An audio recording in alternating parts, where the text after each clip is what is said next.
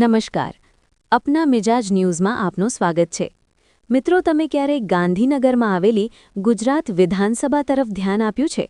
જો ધ્યાનથી જુઓ તો વિધાનસભાના મુખ્ય પ્રવેશદ્વાર પર એક નામ લખાયેલું જોવા મળે છે, વિઠ્ઠલભાઈ પટેલ.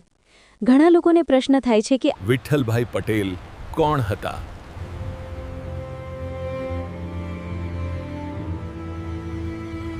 અને ગુજરાત વિધાનસભાને તેમનું નામ કેમ આપવામાં આવ્યું છે? આ વાત જાણવી ખૂબ રસપ્રદ છે.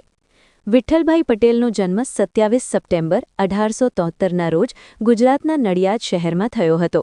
તેમના પિતા ઝવેરભાઈ પટેલ અને માતા લાડબાઈ હતા. વિઠ્ઠલભાઈ પટેલ માત્ર એક સામાન્ય વ્યક્તિ ન હતા, પરંતુ તેઓ ભારતના લોહપુરુષ તરીકે ઓળખાતા સરદાર વલ્લભભાઈ પટેલના મોટા ભાઈ હતા.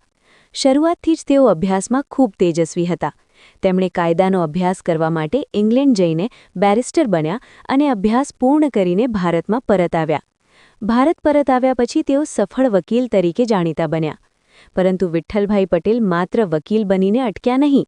તેમણે દેશ માટે કંઈક મોટું કરવાની ઈચ્છા રાખી અને ત્યારબાદ તેઓ રાજકારણમાં પ્રવેશ્યા. તે સમય દરમિયાન ભારત બ્રિટિશ શાસન હેઠળ હતું અને દેશભરમાં સ્વતંત્રતા માટે લડત ચાલી રહી હતી. વિઠ્ઠલભાઈ પટેલે ધારાસભા મારફતે બ્રિટિશ સરકાર સામે લડત આપવાનો માર્ગ પસંદ કર્યો. તેઓ શક્તિશાળી વક્તા હતા અને પોતાની દલીલો ખૂબ જ મજબૂતીથી રજૂ કરતા. 1925માં એક ઐતિહાસિક ઘટના બની. વિઠ્ઠલભાઈ પટેલ ભારતની સેન્ટ્રલ લેજિસ્લેટિવ એસેમ્બલીના પ્રથમ ભારતીય સ્પીકર બન્યા. આ ઘટના એ સમય માટે ખૂબ મોટી માનવામાં આવી, કારણ કે તે પહેલાં આ પદ પર બ્રિટિશ અધિકારીઓ જ બેસતા.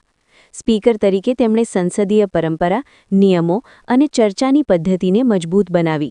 આજે ભારતની સંસદમાં જે અનેક નિયમો અને પરંપરાઓ જોવા મળે છે, તેમાં તેમનું મહત્વપૂર્ણ યોગદાન માનવામાં આવે છે. વિઠ્ઠલભાઈ પટેલ એક દ્રઢ નેતા હતા. તેમણે શિક્ષણ, નગર વિકાસ અને જનહિતના ઘણા મુદ્દાઓ પર ધારાસભામાં અવાજ ઉઠાવ્યો. તેમનું વ્યક્તિત્વ એટલું પ્રભાવશાળી હતું કે બ્રિટિશ અધિકારીઓ પણ ઘણી વખત તેમની દલીલો સામે નિર્વાક બની જતા. 22 ઓક્ટોબર 1933ના રોજ વિઠ્ઠલભાઈ પટેલનું અવસાન થયું.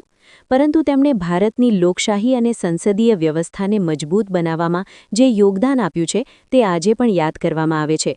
અને કદાચ આ જ કારણ છે કે ગુજરાત સરકારે ગાંધીનગરમાં આવેલી ગુજરાત વિધાનસભાને તેમના સન્માનમાં વિઠ્ઠલભાઈ પટેલ ભવન નામ આપ્યું છે. તો મિત્રો, હવે જ્યારે પણ તમે ગુજરાત વિધાનસભા પર લખાયેલું વિઠ્ઠલભાઈ પટેલનું નામ જુઓ, ત્યારે યાદ રાખજો કે આ માત્ર એક નામ નથી, પરંતુ ભારતની લોકશાહી પરંપરા અને સ્વતંત્રતા સંઘર્ષની એક મહત્વપૂર્ણ વારસાગાથા છે. ધન્યવાદ. સંજય જાની, અપના મિજાજ ન્યૂઝ, ગાંધીનગર.